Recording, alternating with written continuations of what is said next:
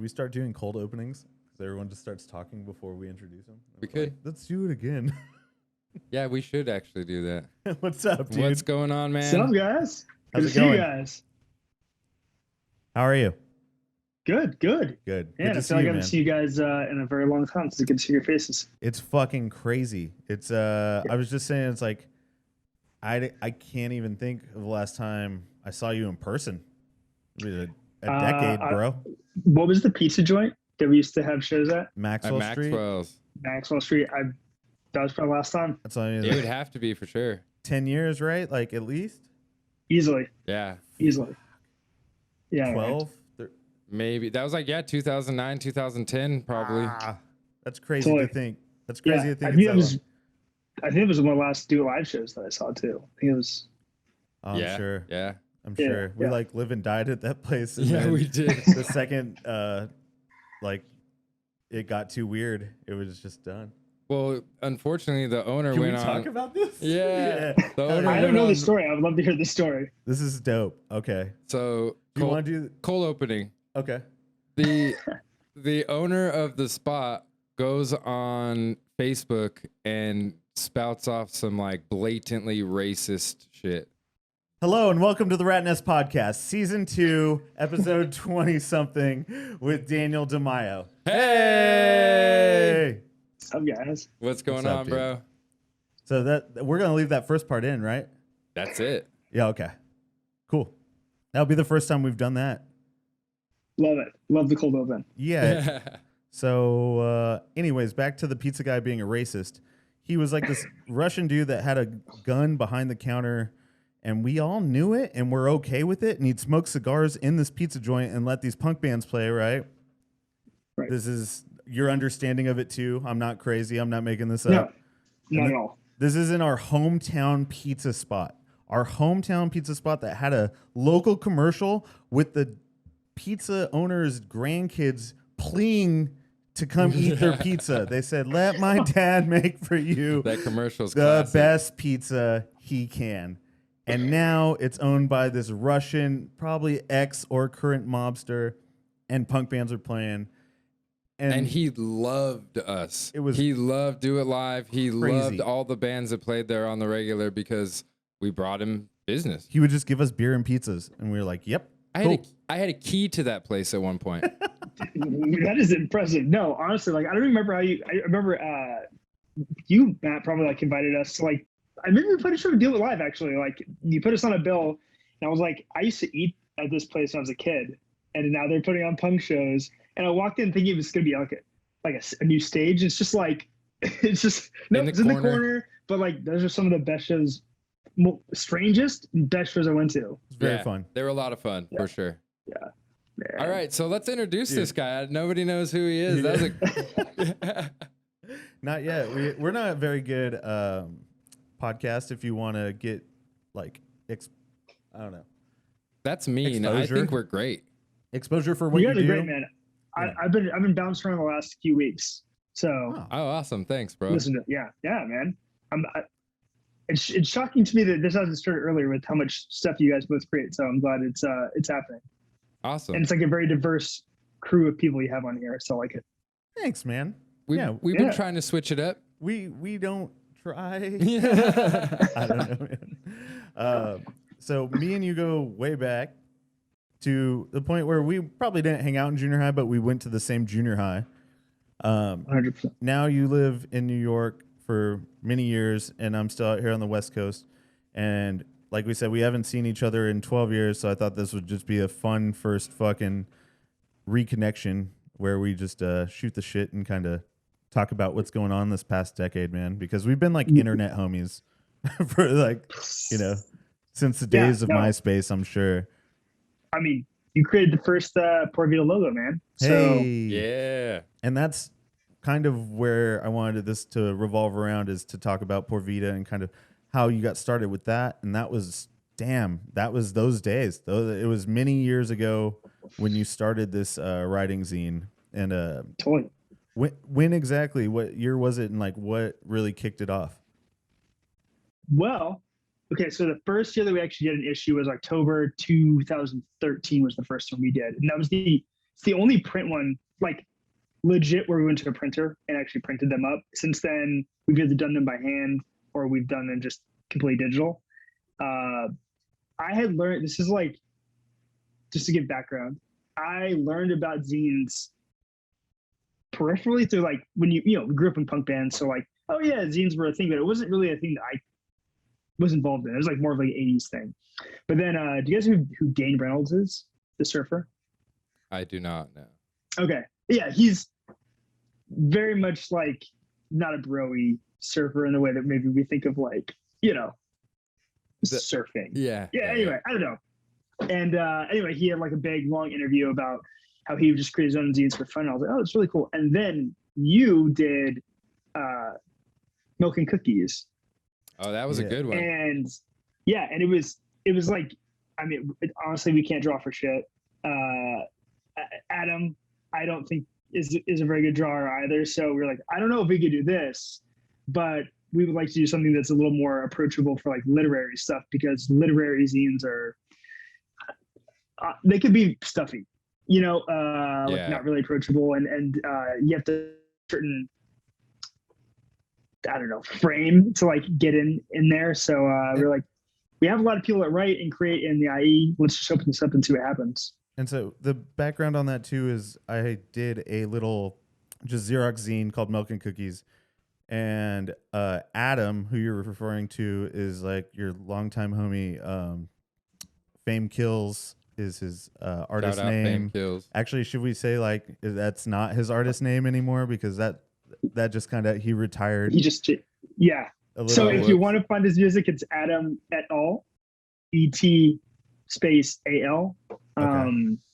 But gosh, man, we've been friends since I was 15, and we've been just doing Poor Vita and stuff like this for 10 years. Yeah, something like that. So the first round of Poor Vita in the IE, sorry to cut you off, Jim. I'm just curious. How'd you get like open submissions, or was it all people you knew that contributed? Totally. It's a good question. The first one we ever did, we just like asked to text people, hey, do you have anything that you've written that you want to like to get published? And a lot of people are like, I don't really write professionally, but sure. And it's like, it's not professional. We're just trying to get this out. And then after that, we started to do like very specific themes, and we nixed that because at that point, not a lot of people were actually submitting because it was too specific. Like it would be like a quote and right around this quote. And I think people were like, it's too much work. I just want to submit what I want to submit, Feels like English homework. It's like, yeah, no, totally. Yeah. So we amended the guidelines, and honestly now whenever we do submission reads, it's like a 3-day process. There's a lot of so it's strangely grown, even though we haven't like nourished as much as I would have liked. So for some of the listeners that might not be familiar with like a writing zine, what is the format that you use? Like how many pages? Like what does the submissions look like? All that.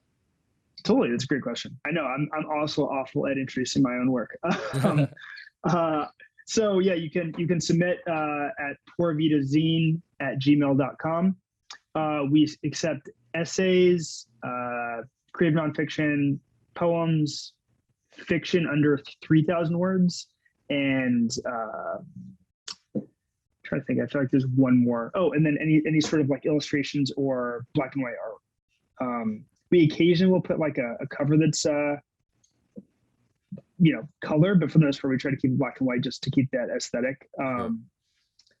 Yeah, honestly, and there's not, if you like read through them, obviously you could probably see, they sort of like gravitate towards this work, but there's some things that we picked that would just resonate and doesn't really fit in sort of a guideline. Like you can have like a like someone's like love poem right next to like a very long 3,000 word horror story, you know what I mean, or something like that. Okay.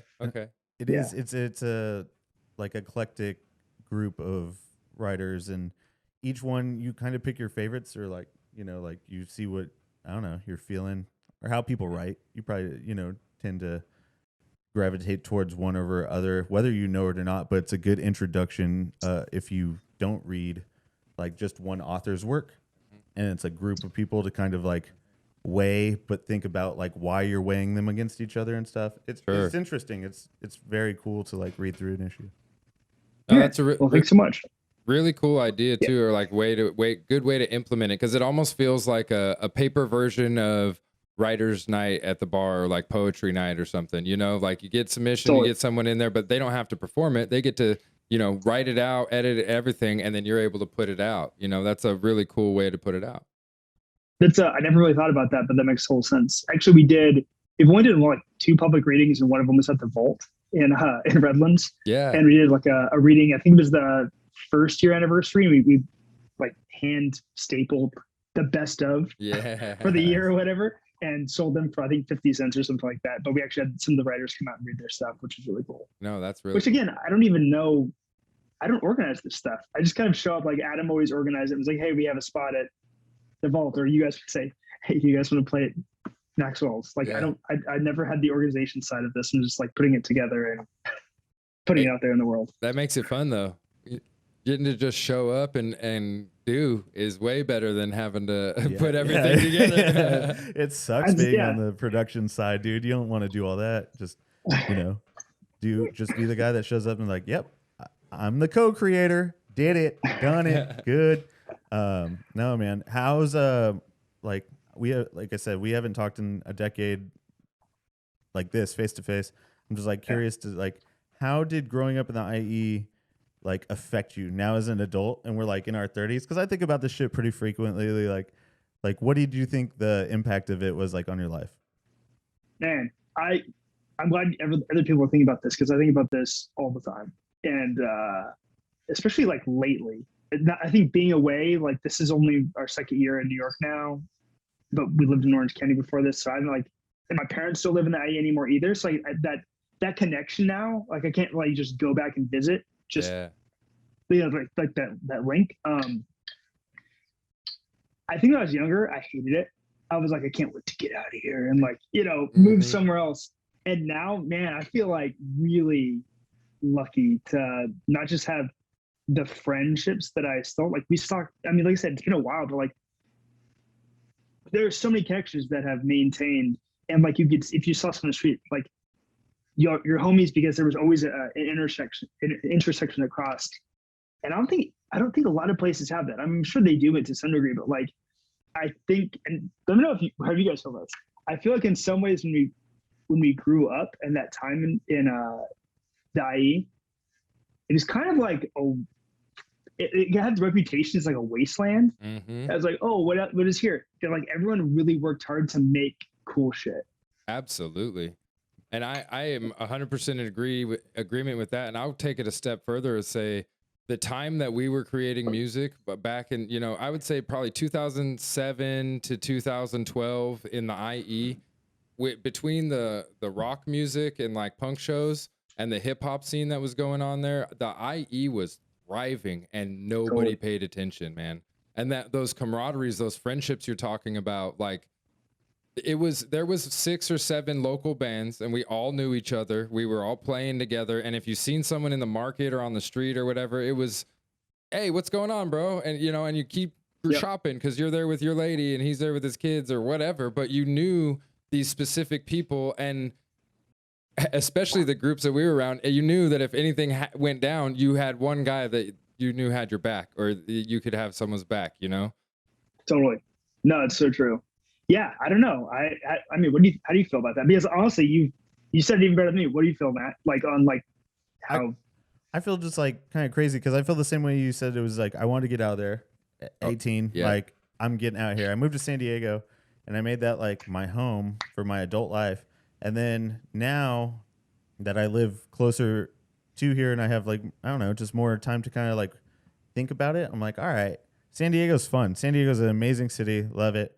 But the time that I spent in the Inland Empire, especially San Bernardino and Highland, when we were playing music and doing art and doing those first shows and getting like the bands together and doing all, I don't know, the nitty gritty work, promoting shows, giving people flyers, going to market night, that stuff, it just stays with you forever. Like that's the most fun you have, and you don't realize it. And especially like you said, it's like when you're a kid, you don't realize that really that's the best time of your life. You're like, damn, this is so much fun. I had all the homies in the neighborhood. There was like 14 of us. We ran around like fucking little hellions and skateboarded.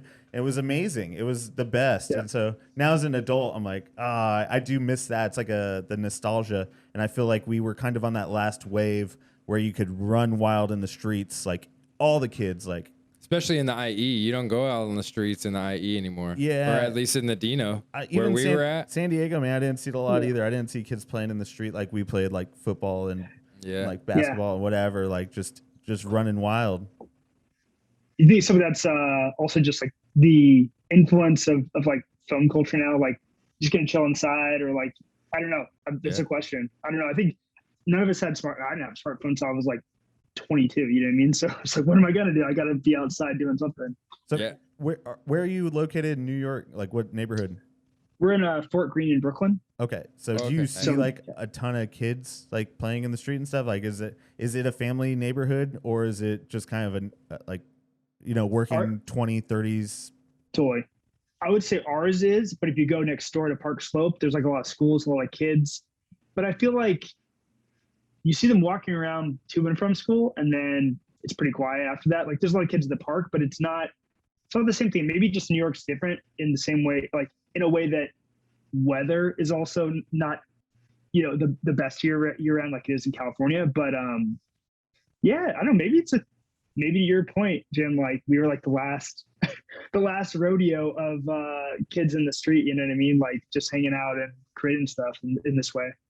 I totally do see that, man. Like we were the last generation of come home when the streetlights, for sure, you know, and that was a well-known thing when I was growing up, and kids have no idea what that means anymore. True. It's true. Yeah. I always think about, do you guys watch The Haunting of Hill House? That I watched the first few episodes. I didn't like keep going on it though. Yeah. There's a moment where like on the street, when the street lights come on and off, and I was like, dang, I haven't heard that since I was a kid. Like, but I guess it's in the past too. It's not even like the present, so it makes sense. But anyway, I think about that stuff as the funniest stories though. Like like one of our friends' mom used to just whistle really loud, and from blocks away you could hear her whistle, and he'd be like, I gotta go home, and he'd like skate, you know what just being a little kid and the fear of your mom's whistle sound in the air. You better be so outside funny. And listening for that whistle. Yeah, it's pretty good. That's impressive. That's impressive. She get that part too. Hey, so going back to Por Vida and kind of your writing career and all of that, what obviously you took writing in school, and I know you've got stuff, but explain to people what kind of got you and led you down this path to really want to start promoting other writers as well as kind of critiquing and on doing all that. For sure. Yeah, it's a good question. Honestly, like I didn't even like reading or writing. I liked writing, but I didn't like reading until I was like 21. And then I was like, I have to pick major.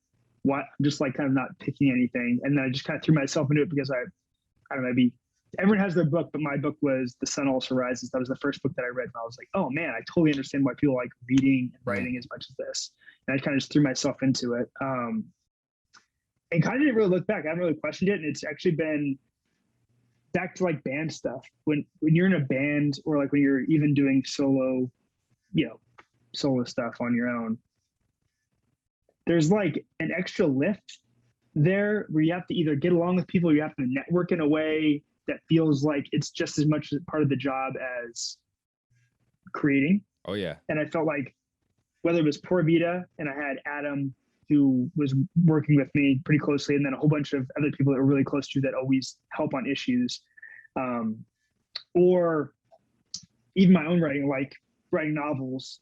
I can kind of do that at my own speed and at my own time, and not have to really like let people down if I don't hit a deadline, or like when you're a band and you hit a bum note and you just like, you know what I mean? You're so angry that you hit the bum note. It's like, hey, like I can go edit this. So I feel like that was also a part of what made me gravitate towards writing in a way that was more like a lifestyle, more than staying with music in that way. And I feel like I've probably treated it in that same way. Like you're talking about zines, like it's very much the DIY, what we all grew up in terms of making your own flyers and, you know, putting your own bands on the bill and all that stuff. So I feel like that ethos goes back to the Inland Empire, but I feel like, back to your question,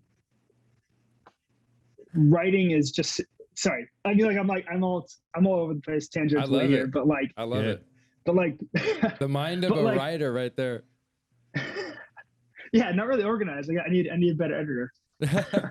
But just overall, like I just feel like writing has allowed me to do things in a way that is more on my terms, and also I don't have to like knock it out of the park the first time. Sure, yeah. Like for instance, like Jim, I mean, I know Matt does like painting, not like painting. I know he paints all the time, but like, are you doing anything on the side, like art stuff wise? Still doing music, doing a little digital art, playing Cool. with that. I'm mostly focusing on music right now, though. Still.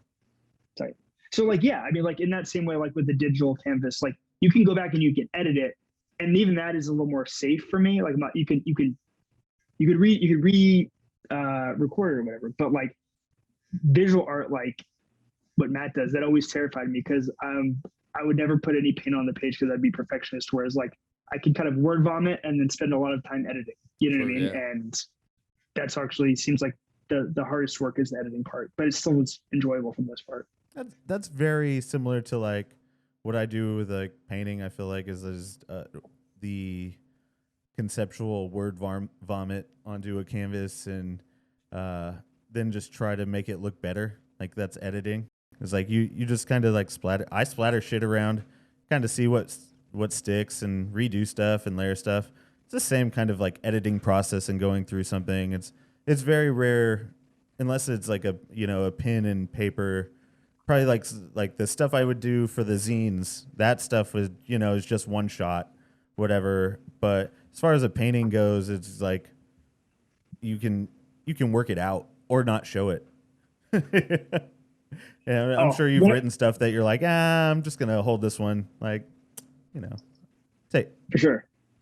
I really like. Yeah, good. Sorry, I don't mean to cut you off, but I really like that comparison there, like, from the music scene that we had, and you're just kind of implementing the same tactics and the same process that you used for that and into like writing, and it's a beautiful way to explain to somebody just how art is not just painting. It's not just making music or whatever. It's writing, it's creating in any way, shape, or form, and it basically follows the same format. If you can plug in what you did with music into writing, you could plug it into just about anything, and I think that is a huge point that we shouldn't pass over right now, because that's what art is. That's why we do this, is to show basically there is art in everything, and there's a creative process in even the most mundane or like corporate, like anything that you do still has some artistic and creative involvement.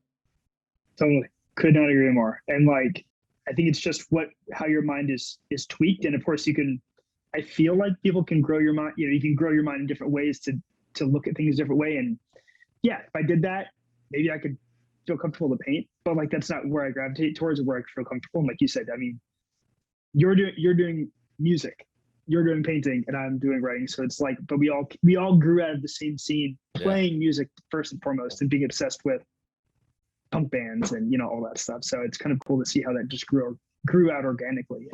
Yeah, no, it's a trip. Yeah. So what are you doing right now? What are you working on as far as writing, or where are you at? For sure, yeah. Number one, just to pull back to before Vita, we need to put out a Halloween issue.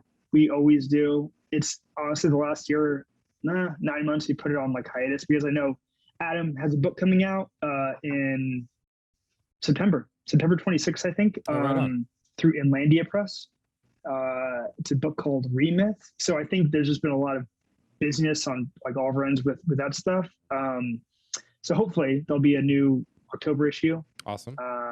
Yeah. Let you guys know.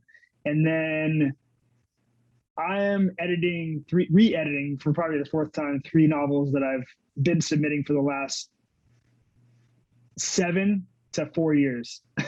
Wow. Yeah, I kind of made a deal with myself, especially when the pandemic hit. We were here, obviously in the apartment, and I'd finished like a quick draft, like 40,000 words of like a novel, and I was like, I don't really feel ready to go back to add anything more to this. So I'd been 3 years ago. I got an agent for a novel, and it went on submission for a year and didn't go anywhere. But I was like, okay, well, like that's what's the word I'm looking for? At least that's heading in the right direction. Like, Yeah. that's encouraging. Yeah. So whenever they say why they passed on it, they'll give you notes. And I kind of was putting off going back and editing a lot of these novels because I was like, it's going to be such a process to like edit, a 70,000 word novel. I was like, 2021, I won't write.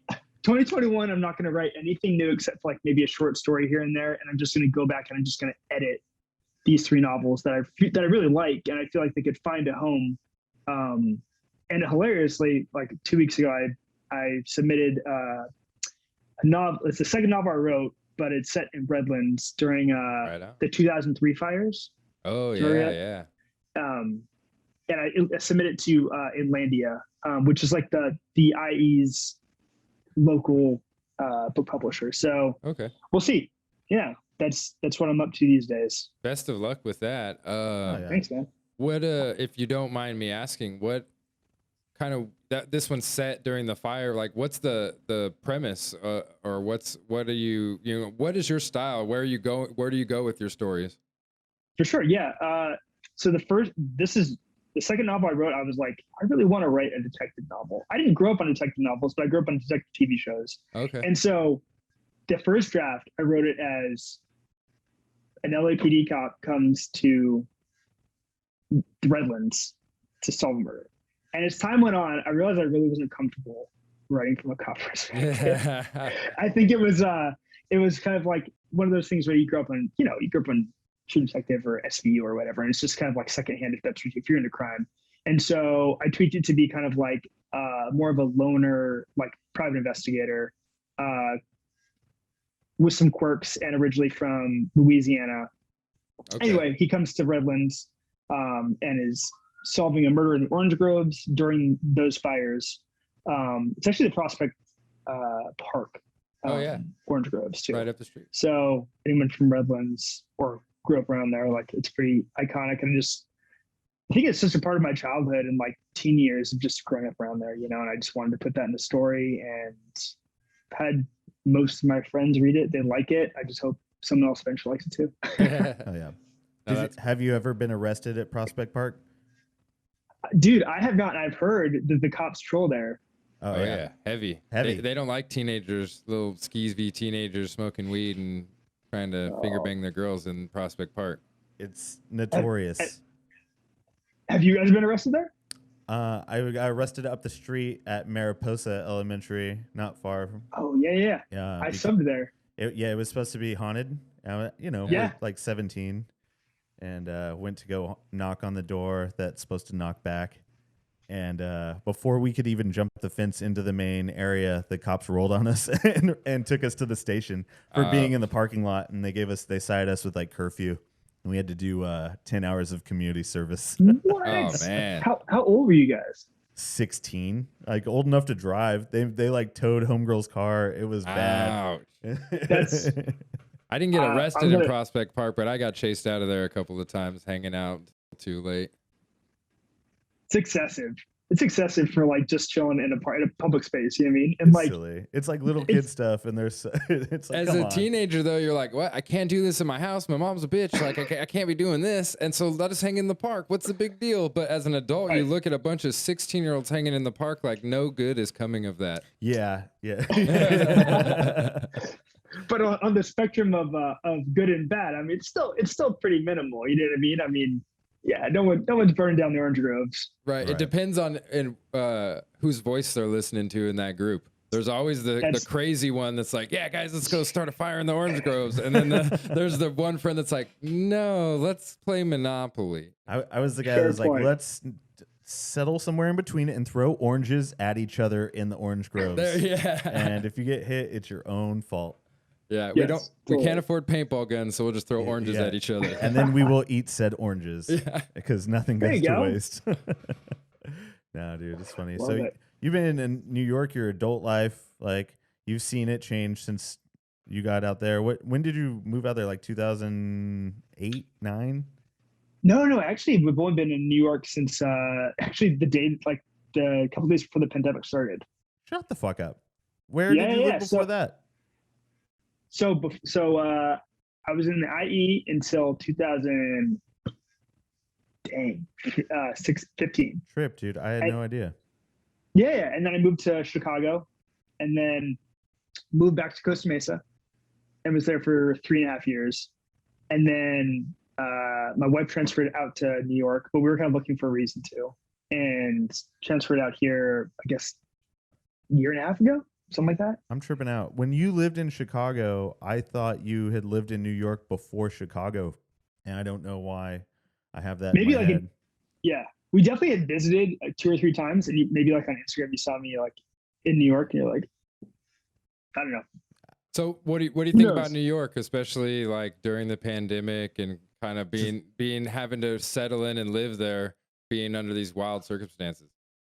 I mean, when we first got here, everything shut down within a week, and we kind of looked at each other like, "Oh man, do we That's just gotta like be a turn weird around and feeling. drive back home?" Yeah. Like, because we didn't have an apartment yet. We got an apartment the first week.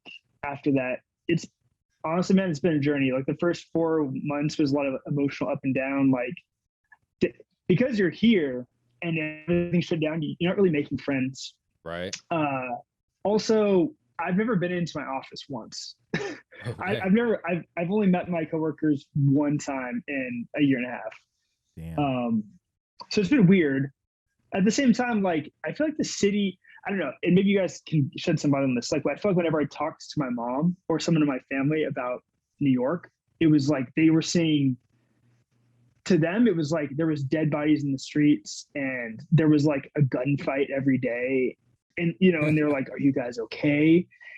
I was like, "Yeah, we're fine." Like, what's and they're like, "I just saw there was a shooting." I'm like, "There's like 8 million people in the city. Like, it's a huge city." So, so I think the perspective. I mean, don't be wrong. It was like pretty crazy to see like the freezer trucks and stuff.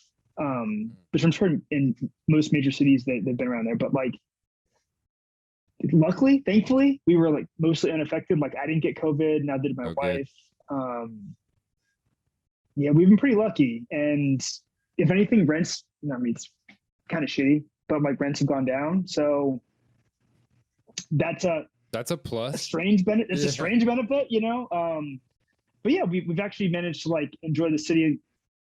I don't really know what it's like to go into like a bar or like a museum without a mask on. Right. Things are opened up a little bit more now, though. You're able to get around. Yeah, totally. Yeah, we take the train's open, and we. Do you have to have vaccine cards to get in places like San Francisco? Yeah, if you want to eat indoors, they require a vaccine, which is, I mean, we have them. It's pretty easy to do that. But if you want to eat outdoors, you don't have to have one. If that's okay, so they do offer too. See, that's part of it. I was hearing about San Francisco and New York, like doing these mandates and stuff, and I was like, dude, that really blows to have to show, like, not just your ID, but another form of ID to get in and eat inside somewhere. And it's something that's such bullshit just to have like that card on you. It's like people have made fraudulent ones. Like, you know what I mean? Like, right. Yeah. But I didn't hear that they were offering. Well, I got this thing. But I didn't hear that they were offering outdoor seating as well and indoors only. That makes sense. Do you guys need to see mine? I'd like to see it. I got it, baby. Yeah, I got to see that. Let's go. I'm Ratty fully Matt right here. too. Let's go, Dad. Nice. Put it on the cast. I like it. I know I sound like I'm anti-vax right now, but I'm totally not. I'm 100% vaccinated. I'm safe and sound, and I believe in science and medicine. I got my digital copy. They have like a New York. It's like a New York pass you shop. I don't even know if I walked out of New York. I don't know if I would be able to still I have like the card, but it's filed away somewhere because I just need the digital one. So I should probably have that on hand too. Yeah, I heard they have like QR codes that you can put on your phone that basically they'll just scan and it'll show all the info. That's pretty cool. Yeah. It's an extra step, but it's all good. It's all good. Wild times called for wild measures. Straight up. And New York was like ground zero, like damn for all the shit. Like to hear that, no one is in Times Square, and it was just like post-apocalyptic for a couple weeks, like when this stuff really hit the fan. It's like imagine a city like that shut down. Reminds me of 9/11 when I was there, the only time I've ever been to New York, no, first time I've been to New York, I've been to New York a couple times, but the first time, sorry for that, was with a church group, Calvary Chapel of San Bernardino, when I was like a teenager. Oh man, yeah. Sorry, that's is that the one on 40th? It's the one on Baseline. Uh, It looks like a big red barn. Oh no. Okay, I'm sorry. I'm blanking. I miss the street. Go ahead. Sorry. Oh, I don't know. I was just saying, it's funny to think that 20 years ago when this stuff happened, I was a teenager and I went to New York and I was like, you guys need Jesus. Like, this shit is crazy. You know what I mean? Like, hey, I know everyone's having a shitty day around here, but you need God. And just the audacity of a teenager to do that is pretty wild. It's pretty crazy. Pretty wild. So I'm curious to see how the 9/11 monument turns out because I was there like the summer after it happened. Yeah, we're like right at the 20-year, man. Pretty wild. Yeah, like 2 days. Yeah, 2 days nuts. away. Yeah, it's sorry, also my father's birthday. Never forget. Yeah, Jack Promo. Happy birthday, Jack. Yeah, shout out. My dad's birthday, 2 days, 9/11. Oh man. Oh, we just gave away when we recorded this one. Oh, okay, that's fine. Oh well. No more anonymity. We've also used up 9/11 jokes for eternity. That was bad. Yeah, that was bad. Oh well. On this podcast? Yeah. No. Just that part right there. I don't want to talk about it, but I did go there and say you need Jesus. I mean, what were you? You were like 10, 12. Yeah, totally. I was right. like 13, I think, around there. Totally. I used to. Anyway, in that same vein, like I remember someone coming to my house when I was 12 and knocking on our doors, like reminded me it's in Highland. It's Emmanuel Baptist, probably. Emmanuel Baptist. Thank you. Yes. The big church right at the bottom of the hill. Yeah, totally. And they knocked on my door. My parents were gone, and like I don't even know who invited them, but like they came and like they saved me and all that stuff. But I was like 12, and like they kind of got ambushed. And I was like, what is this? That's super wild. Ambush savior. Yeah. They're just running by baptizing random people like, you're baptized, you're baptized, you're good. Savior by any means necessary. Emmanuel Malcolm Baptist. Damn, son. All right, sorry. Hey, so going back to your writing and the kind of editing that you were saying that you're having to do right now. Walk me through that. Like, what does that take to, I know you said that you hate it and like you're worried, and I can totally understand having to reopen up this can of worms when you already are like confident that it's done or feel like it's got everything. What is that process like, both like process wise and then, but also like emotionally, like it has to be kind of tough. Yeah, man, it's a great question. I feel like the first part is strategy is like what, like I bullet point, what do I want to change? So I give myself like a roadmap. So I'm not just like meandering and, So you just read through and making notes or like bullet points like, I didn't like really the way this sounded, or rewrite this or change this setting or something, like notes like that?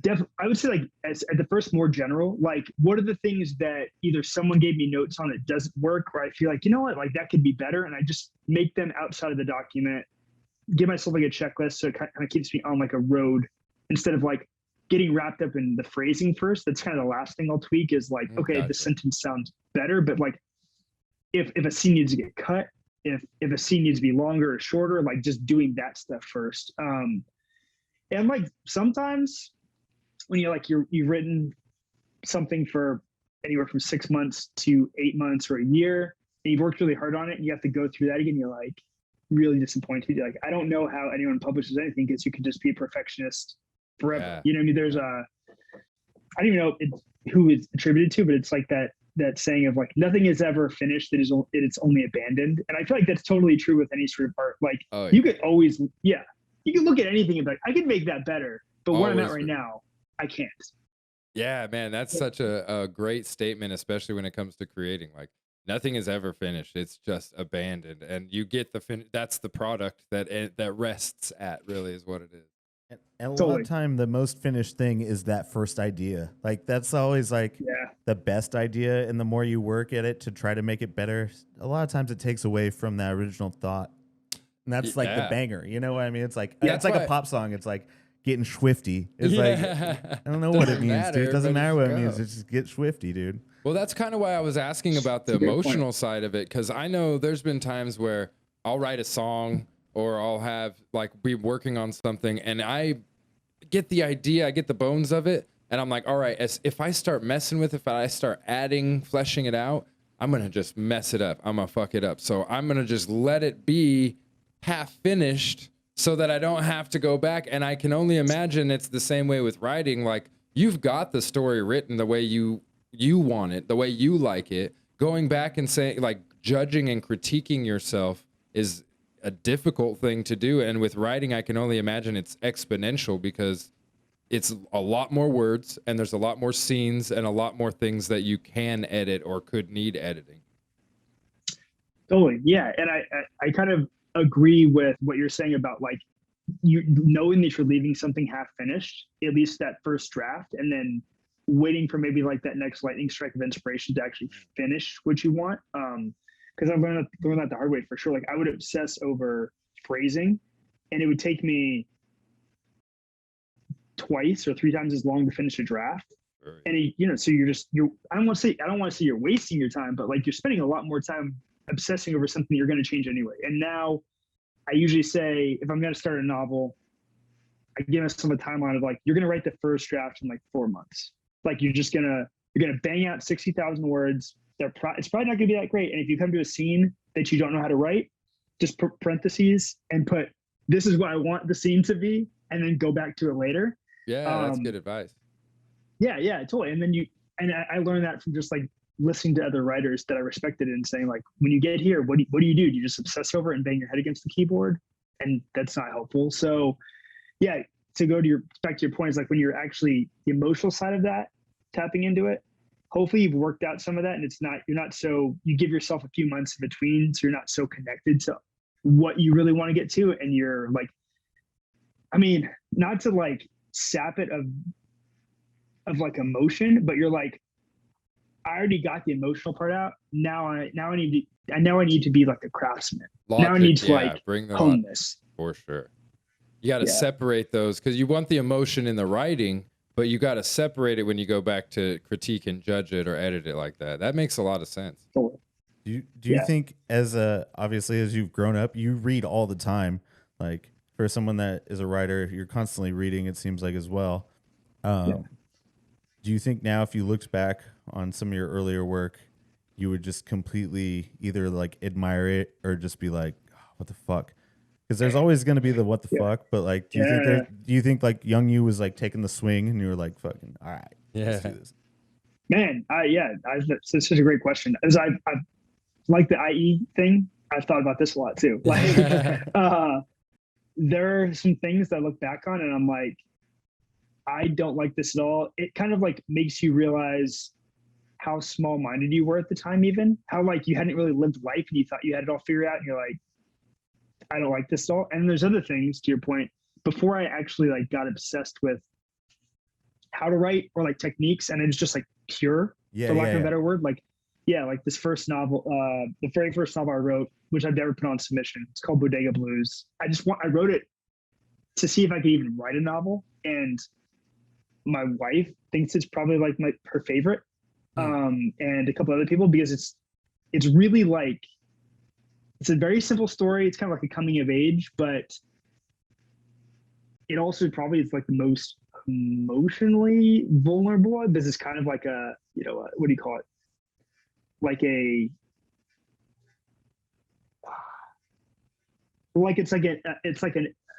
I'm sort of like the character in that a little bit, but I'm removing myself a little bit. I place myself in a situation that is not actually happening in life, but kind of seeing what would have happened if I would have been in that situation. Anyway, long story short, to answer your question, I feel like there are things I really dig about that, and other things it's like a learning where you're like, I'm glad I wrote that because it got me to the next thing, but I will never go and try to edit that again because it's unsalvageable. No, that's awesome, man. I only ask that because personally, being a young musician, you're always songwriting or trying to write lyrics and stuff. And I don't know, a lot of people take that swing to try to do poetry or something a little bit more long format, whether it be, you know, a short story or a novel. And I tried to type. I was obsessed with this idea of writing a novel when I was like 19, and for it to not go anywhere, I'm like thinking back on it now and being like, I wonder if I reread it, if I could even still get my hands on it, like what it would sound like, what I was writing like. You Yeah. know, it's been so long at this point. I think Matt's Did you finish asking if you would edit his novel. Dude, I'm seriously like I won't put a time frame on it, but there has definitely been talk about trying to do like an imprint that is beyond a zine to print stuff like this. Very So cool. if you should did you finish it? I don't think it was anywhere. I think it was like literally that burst of an idea, maybe a third of what it could potentially be. And the whole time you're writing it, you're like, I know where it's going, and I know where I want to get to in these acts, but it just never got there. I was 2019. I was just like typing to type. I was all drunk and probably messed up on something. You know. Yeah. I hope you go back and finish it because I would seriously, if you finish it, send it to me. I would love to read it. That'd be If you're sick. comfortable with it. If I can ever find, it's, you know, 4 computers ago. So if I can ever find it somewhere, if it pops up at my mom's house or something, I'll forward you a copy. Yeah, hook up the laptop to a floppy to a Yeah. external hard drive. Oh, to you an still got email. that deal? You got that deal still, Mom? Dude, I'd say about 6 or 7 years ago, I had this idea for the story. And I was doing hip hop still at the time. So I was like, I'm going to make this story into this hip hop album and, you know, do it all through the beats and make the beats make sense and all this. And Alexander Hamilton. yeah. Oh, yeah. shit, dude. But it was like this weird, crazy sci-fi story about like these people that were being force-fed religion I and remember didn't this. It's realize actually it. sick, And yeah. like, it was a wild ass story. And I started hashing it out and I was like, I can't rap this. Like, this is too many words. This is going to be like a 4 CD fucking box set in order to get through this story. So I just started hashing out the plot and all the characters and like doing all of the kind of gathering of information that goes into that stuff. And just that alone was so overwhelming that I just gave up. Like, I still have the plot and the story and the character development and stuff kind of written out, and it just sits in my computer because I lost all. I was like, oh God, this mountain is way too big to climb. It's abandonment, dude. It's not finished. It's abandoned, right? Yeah, that's right. That's Oh, what man. it is. Dude, you never know when you're going to finish it. The novel I just submitted to Inlandia, it ended up, it came from a 3-paragraph story that I wrote with Diego Nopolis from Spirit Fang. It's like, and then 4 years later, I wrote a novel based off it, which has nothing to do, like just the vibe of it is the same. Everything else is completely different. So you never know when you're going to want to go back to that. Let me know when you finish that sci-fi record. Yeah. See, that's the thing too, is I don't know anything about sci-fi. Like, that's never been my forte, like never, ever. So it's going to be, if I do write it, it'll be the worst sci-fi ever. Sci-fi Just with like sports rewrite Blade analogies. Right. Well, I mean, the cool thing about science fiction is that it's only half based on science, like current science and what like the future is going to hold. So you can kind of just guess. Just make it You're up, just right? like, dude, Oh, buses are flying, fucking people are flying. We got wings and talons. It's crazy. I Don't don't know. have to I'll have explain to it. go crack it back open and Trying to look think at of it. like something really crazy, like heavy metal, like esque, like Oh, yeah. dinosaurs and. That was a crazy magazine, dude. That was a great pullback from our childhood right there. Heavy metal. Anytime you go into the liquor store, you go over to the magazine rack and heavy metal. You remember that one? It was no. and it was cartoons, but Yeah, yeah. they were like, It's like a half whole- naked chicks. It's a whole cartoon movie, and I'm fucking. Everyone's gonna hate me for forgetting the illustrator's name. He's like a biker illustration legend. Legend. The creator of heavy metal, and kind of just like spawned a whole genre. I don't know what I can relate it to. You've seen it before. The episode of South Park, if you're familiar with it, the cats piss in their face and they have like hallucinatory visions of dinosaurs flying Did you around with just like a say bunch of boobies. hallucinatory? Yeah. Hallucinatory visions. That's a good word right there. That's the title of this episode. Hallucinatory Love visions, it. dude. Love it. That's my new emo band. We'll be playing up and down the West Coast as soon as the bars let us. No, they're a heavy metal band. No, obviously. super hallucinatory. Visions, bro. Hallucinatory We're vision. deep. We say it wrong on purpose. We're deep.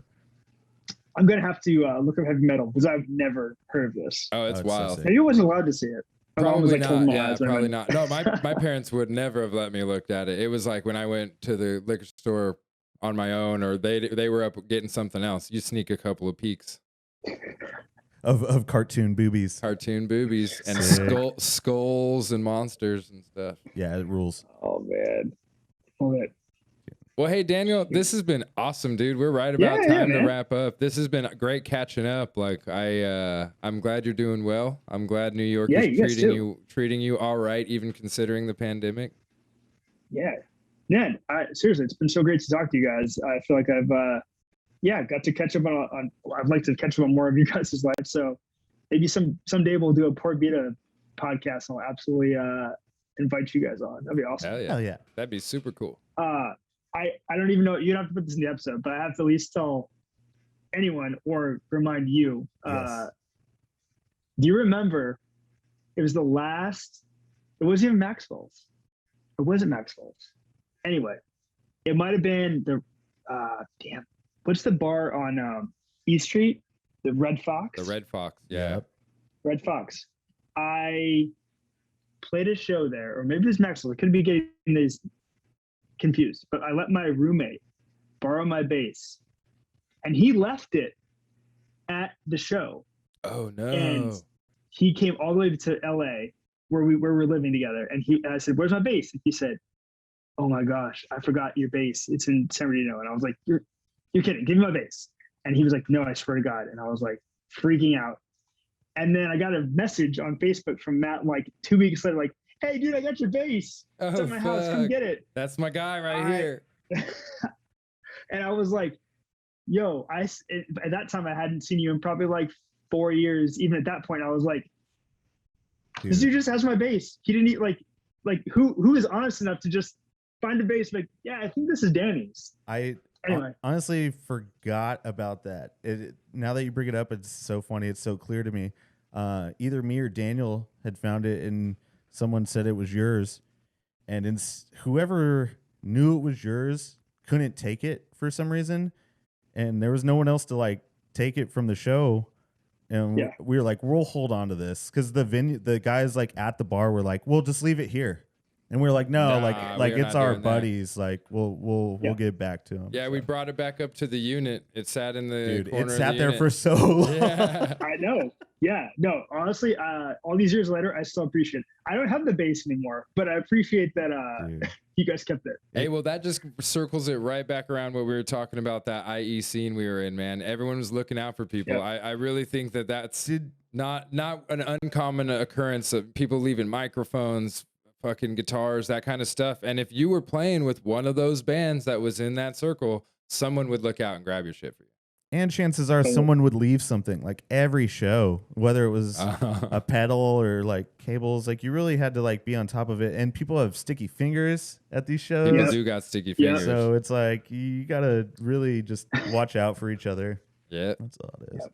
But yeah, dude, that's so funny. I can't believe that. I forgot that completely. That I just like had that bass forever. You probably salvaged his and I friendship. So thanks for that too. All right. See, making differences. Shout out that friend. Woo! Nah, dude. Honestly, man, we gotta fucking like get together.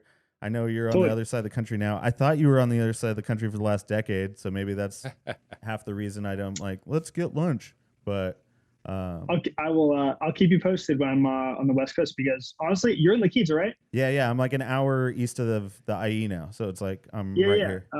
Yeah, my wife and I, we love going out to La Quinta whenever we can. So I know where you are now, bro. Right by the tennis courts, baby. Yeah. Let's go play. Love it and watch. All right. Now I don't play tennis, but I'll be there. What do you have going on? Anything you want to promote or shout out? What's going on? Man, yeah. No, I mean, I would say just look out for the next issue of Pura Vida. Hopefully in October we can get that out. Where can they not find in terms that? of like, and Adam's, I'll shout out Adam's book that's coming out. It's called Remyth. You can pre-order it. It's on Amazon and Barnes & Noble and crazy. Yeah. So if you want to pre-order that. It's the co-founder of Por Vida. He has a poetry book coming out. Where can you guys, or where can they find Por Vida? Oh yeah, you can Por Vida on Issue, issuu.com. You just type in Por Vida in the search bar, it'll pop up. And then Instagram handle is Por_Vida. And that's POUR_VIDA. This is especially why I need you, because you actually point out these things that I would not point out. Yeah. Yes. So pour as in you're pouring a drink out. Yeah. And we're not really on, I mean, we have a Twitter account, but I don't post on it much. So Instagram is probably where you're going to see updates. Cool, dude. Awesome, dude. Well, thank you so much, man. Appreciate you bullshitting with us. For sure. It was great. It was great bullshit. Thank you guys. I swear to God, I'm coming into New York before the year's over if things don't get worse. Things get worse, I'm staying where I'm at. Yeah. But Okay. if they start to If you lighten a do- little bit, I'm gonna come for you. I'm gonna fucking come stalk you in Brooklyn. Please do, man. Let's grab a beer or something. Yeah, definitely, man. Awesome. Yeah. Jim, Matt, Great pleasure, seeing you, guys. man. Thanks again for Cool. being here. Talk to Really you. appreciate your time. Of course. Thank you guys. I'll talk to you guys soon. Awesome. Later, brother. Later, bro. Bye, guys. It's been another episode of the Ratnest podcast. You can catch us every Friday on YouTube for video, Google, Spotify, Apple, and all streaming platforms for the audio. For any stickers, zines, prints, and original artwork, go to ratneststickerco.com. Jim? I'm Jim. Bye. Hey.